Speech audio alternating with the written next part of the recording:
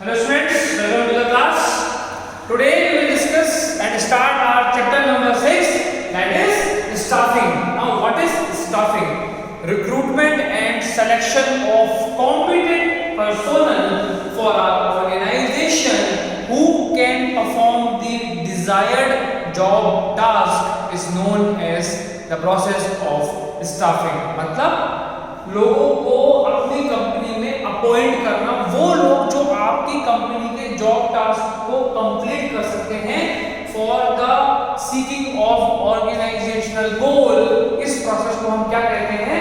Staffing कहते हैं, जहां हम कॉम्पिटेंट लोगों को अपनी कंपनी में अपॉइंटमेंट देते हैं। देखिए, स्टाफिंग कंसिस्ट ऑफ, सबसे पहले है man power planning. Now what is manpower planning? Manpower planning का मतलब होता है when we are calculating how much manpower is required to perform a job task। मतलब अगर आपको कंपनी में 1000 यूनिट को प्रोड्यूस करने का ऑर्डर आया है और आपके पास जो अभी एग्जिस्टिंग लेबर है वो आपके पास 500 प्रोडक्ट्स को प्रोड्यूस करने वाली है, तो इसका मतलब क्या होगा? एक मैनेजर का माइंड ये कहेगा कि हमें लेबर जस्ट डबल कर लेनी चाहिए, नहीं। दूसरा जो मैनेजर होगा वो कॉम्पिटेंट है, वो समझदार है, वो ये बोलेगा कि हमें सबसे पहले हमारी जो एग्जिस्टिंग लेबर है उनमें से हमें फीडबैक लेना चाहिए कि कितने लोग ओवर टाइम कर सकते हैं। ओवर टाइम करने वाले लोगों को कैलकुलेट करने के बाद अगर वो लोग में से कुछ मना कर देते हैं कि we will not do the overtime, उसके बाद हम लोगों को रिक्रूट करने के बारे में सोचेंगे। क्यों? क्योंकि अगर आपके पास आज 1000 यूनिट्स को प्रोड्यूस करने का ऑर्डर आया है तो ऐसा नहीं है कि आपके पास वो कल भी आएगा।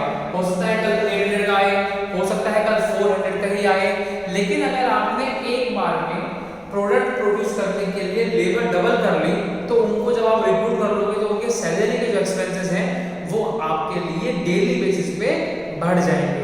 इसके लिए आपको स्मार्टली क्या करनी पड़ेगी? मैन पावर प्लानिंग करनी होगी कि हमें इस आपके टारगेट को अचीव करने के लिए कितने लोगों की रिक्वायरमेंट होगी, कितने लोग हमें चाहिए। उसके लिए पहले हम ये देखेंगे कि हमारे पास जो हमारे एग्जिस्टिंग एम्प्लॉई हैं उनमें से कितने लोग प्रोडक्शन करने के लिए, ओवर टाइम करने के लिए रेडी हो जाते हैं। से फॉर एग्जांपल 75% लोग बोलते हैं कि sir we are ready and we will do overtime. हम क्या करेंगे? ओवर टाइम करेंगे, हम ज्यादा काम करेंगे। तो उस कंडीशन में मैनेजर को जो रिक्रूटमेंट है वो कम करना पड़ेगा। तो first step is man power planning, कि इस पर्टिकुलर प्रोजेक्ट को कंप्लीट करने के लिए हमें कितनी मैन पावर रिक्वायर्ड होगी। जब हम ये मैन पावर प्लानिंग कर लेंगे उसके बाद हमारा काम स्टार्ट होता है रिक्रूटमेंट। देखिए, रिक्रूटमेंट और सिलेक्शन है वो दोनों नाम एक साथ बोले जाते हैं, लेकिन ये दोनों अलग अलग टर्म्स होते हैं।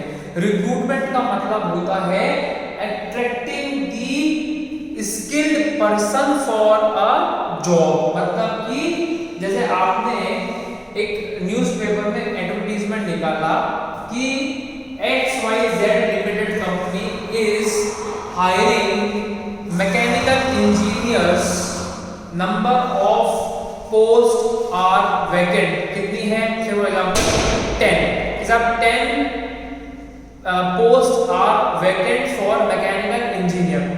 तो अभी क्या है, जब आपने ये एडवर्टाइजमेंट न्यूज़पेपर में निकाला है तो आपके पास बहुत सारे लोगों के जॉब एप्लीकेशन के रिज्यूमे आ जाएंगे कि sir we have done BTech engineering in mechanical engineering और we are having certain experience, हमारे पास ये स्किल्स हैं, हमारे पास ये एक्सपीरियंस है। In that condition you will conduct a recruitment drive. उसको हम बोलते हैं जनरल भाषा में इंटरव्यू प्रोसेस। आप क्या करते हो? रिक्रूटमेंट ड्राइव ऑर्गेनाइज करते हो। उस रिक्रूटमेंट ड्राइव के अंदर हम क्या करते हैं? हम लोगों के रिज्यूमे को लेते हैं, उन रिज्यूमे में से हम अपने अकॉर्डिंग उसको शॉर्टलिस्ट करते हैं। शॉर्टलिस्ट कैसे करते हैं कि साहब इसके पास एक तो बीटेक मैकेनिकल इंजीनियरिंग की डिग्री है या नहीं है, दूसरा हो सकता है कि आपको ऐसे पर्सनल चाहिए जो सीबीएसई ग्रेजुएट हो, तीसरा आपको ऐसे पर्सनल चाहिए जिनकी परसेंटेज मोर देन 75 हो, फोर्थ उनके पास मिनिमम 3 इयर्स का एक्सपीरियंस हो, उसके बाद फिफ्थ आपकी रिक्रूटमेंट ये हो सकती है कि वो पर्टिकुलर मशीन की नॉलेज रखते हो या पर्टिकुलर सॉफ्टवेयर उनको चलाना आता हो।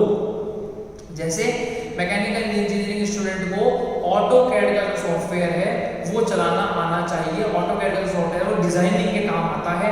तो हो सकता है कि आपकी रिक्रूटमेंट ऐसी होगी जिसको ऑटोकैड चलाना आता है, उसी को हम सेलेक्ट करेंगे या उसी के साथ हम आगे फर्दर मूव करेंगे। तो you will first conduct short listing of resume. आपने रिज्यूमे बहुत सारे आ गए, 1000 आ गए, उनमें से आपने 90 या 80 या 70 50 जितने भी हैं आपने शॉर्टलिस्ट कर लिए, उनको आपने कॉल कर लिया। अब कॉल करने के बाद उन लोगों को मैंने क्या होता है इंटरव्यू विद टेक्निकल टीम कि इनको कुछ आता है या नहीं आता है, दूसरा इंटरव्यू एचआर टीम के साथ होता है, और तीसरा इंटरव्यू कंपनी के डायरेक्टर या कंपनी के ओनर या कंपनी के जनरल मैनेजर के साथ होता है, जिसको हम पर्सनल इंटरव्यू भी कहते हैं। तो this is a process of recruitment. Next we will conduct with selection. जब आपने रिक्रूटमेंट कर लिया, आपके पास 80 पीपल आए थे, 70 आए थे, 50 आए थे, उनमें से फाइनली आपको क्या करना है, सेलेक्ट करना है 10 मैकेनिकल इंजीनियर्स को। उसके बाद आप उनका प्रोवाइड कराओगे ट्रेनिंग। सर हमने ये 10 आदमी सेलेक्ट कर लिए, अब हम इन 10 पीपल्स को 10 पीपल्स को 10 इंजीनियर्स को क्या प्रोवाइड करवाएंगे, ट्रेनिंग प्रोवाइड करवाएंगे कि दिस इज आवर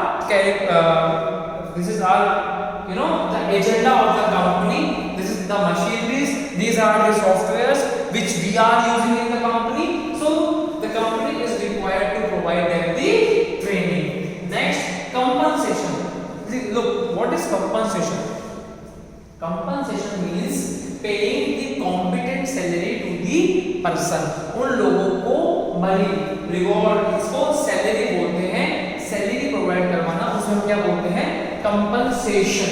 जिसने जितना काम किया उसको उसके अकॉर्डिंग पैसा पे करना, जिसकी जितनी स्किल्स हैं उसको उसके अकॉर्डिंग पैसा प्रोवाइड करना, जो जिस पोस्ट पे है उसको उसके अकॉर्डिंग पैसा पे करना, उसको हम क्या बोलते हैं compensation. Next is promotion. Now what is promotion? यहाँ पर प्रमोशन का मतलब होता है आदमी को कंपनी में प्रमोट करना। अगर कोई से फॉर एग्जांपल आदमी अभी मैनेजर की पोस्ट पे काम कर रहा है, उसको after a certain time of period when he gain the experience in your company, you are required to promote him as senior manager, floor manager, production manager, may be GM, general manager. So this is what, this is promotion. And next is maintenance of managerial personnel. Maintenance कैसे होती है managerial personnel की? By providing them the training, by solving their personal problems, by improving their skills. So this is what maintenance of managerial personnel. So this is what, this is staffing. ऐसे ये एक process है staffing करने का। Staffing में ये सब चीजें कंसिस्ट हैं, आती हैं। उसके बाद हम बात करेंगे importance of staffing. First is filling the role by obtaining competent personnel. Now what is competent? Competent का मतलब होता है the person who can compete with the skills which are required to perform a job. एक job को complete करने के लिए जो भी स्किल्स हमें चाहिए, उस आदमी को हम क्या बोलते हैं कॉम्पिटेंट पर्सन। मतलब जो आदमी उस पर्टिकुलर टास्क को कर सकता है, that person will be known as competent person. तो फिलिंग द रोल मतलब कि उस पोस्ट को फिल करना। कौन सी पोस्ट हमने बात की? मैकेनिकल इंजीनियर की। उस पोस्ट को फिल करना किससे? बाय ऑब्टेनिंग, मतलब कि रिक्रूटमेंट सिलेक्शन करके कॉम्पिटेंट पर्सनल। मतलब क्या होता है? कर्मचारी, मतलब आपका employee. Second is placing right person at the right. हाँ, ये बहुत जरूरी है। देखिए आपने रिक्रूटमेंट कर लिया, अब रिक्रूटमेंट करने के बाद आपने मैकेनिकल इंजीनियर को बोलते कि यार आप फाइनेंस डिपार्टमेंट देख लो, this is not right. Right person at right job, सही आदमी सही जॉब करना चाहिए, सही काम को करना चाहिए, ये इसकी इंपॉर्टेंस है। ये स्टाफिंग में यही होता है, placing the right person at the right job, जो आदमी जिस काम में अच्छा है उसको उसी के लिए अपॉइंट करना। Third is growth of enterprise, enterprise मतलब कंपनी, उसकी ग्रोथ कैसे होती है, with the help of employees, with the help of managers, with the help of peoples which are working in your organisation. जब वो लोग सही जगह पे सही तरीके से काम करेंगे और वो लोग बहुत कॉम्पिटेंट पर्सनल हैं, then your enterprise will be grow, आपकी कंपनी बढ़ेगी। Fourth is optimum utilisation of human resource, optimum utilisation का मतलब होता है ज्यादा से ज्यादा सही मैनर में ह्यूमन रिसोर्स का यूटिलाइजेशन करना, उसको हम क्या बोलते हैं, optimum. Then help in competing, competing मतलब होता है कंपटीशन करने में, किससे, कॉम्पिटिटर, जो आपकी कंपनी के कॉम्पिटिटर्स हैं उन लोगों से कॉम्पीट करने में स्टाफिंग बहुत ज्यादा हेल्प करती है, by providing your company employees with the training, with the skills development programme, with perfect and competent salary, with placing the right person at the right job. So this is help in competing with the other organizations. Sixth point is improve job satisfaction and morale of employees. Job satisfaction आदमी को कब मिलता है, दो चीजों से, training और promotion. जब तक आदमी को कंपनी में ट्रेनिंग नहीं मिलेगी तो उसकी स्किल्स डेवलप नहीं होंगी, और जब तक आदमी को कंपनी में प्रमोशन नहीं मिलेगा तब तक उसका मोरल सेटिस्फैक्शन नहीं होगा। से फॉर एग्जांपल एक इंजीनियर कंपनी के अंदर 15 इयर्स से वर्क कर रहा है एज कुछ भी मान लीजिए एज अ मैनेजर का काम कर रहा है या एज अ फ्लो मैनेजर काम कर रहा है, और एक आप सीधा प्रोडक्शन मैनेजर को रिक्रूट करके ले आते हो जिसने अभी अभी बीटेक पास किया है, तो उसको क्या लगेगा कि यार मैं यहाँ कंपनी में 15 ईयर से जॉब कर रहा हूँ, मुझे इतना ज्यादा एक्सपीरियंस है, और उसके बाद ये लोग सीधा एक सेम रैंक के आदमी को रिक्रूट करके लेके आ गए, तो that will be a very negative thing for that employee. क्या नहीं होगा, उसका मोरल डेवलप नहीं होगा, उसको ये लगेगा कि यार मेरे साथ या तो उसमें लगेगा कि मुझ में कोई कमी है जो मुझे प्रोडक्शन मैनेजर के रूप में प्रमोट नहीं किया गया।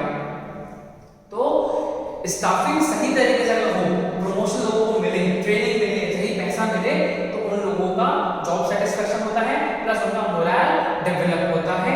And seventh and last is key to effectiveness of other function. हमारे जो अदर फंक्शंस हैं, प्लानिंग कौन करेगा, प्लानिंग आपकी कंपनी के मैनेजर या आपकी कंपनी के एम्प्लॉय, टॉप लेवल मैनेजर। हमने क्या बात की थी, प्लानिंग इस परवे से हर लेवल पे चलती है, तो प्लानिंग करने वाले कौन लोग हैं, ह्यूमन रिसोर्स एम्प्लॉइज। तो कब करेंगे, जब वो कॉम्पिटेंट पर्सनल होंगे, that is why it is a key to effectiveness of other function. जब तक स्टाफिंग सही नहीं है कंपनी में, तब तक मैनेजमेंट का कोई भी फंक्शन ठीक तरीके से वर्किंग में नहीं आ सकता। हर फंक्शन को planning, organising, guiding, controlling, staffing सब में बहुत ज्यादा जरूरत है। स्टाफिंग से ही हम सारे के सारे मैनेजमेंट फंक्शंस को सक्सेसफुल कर सकते हैं। तो this is the overview of your sector number 6 which is staffing. Thank you.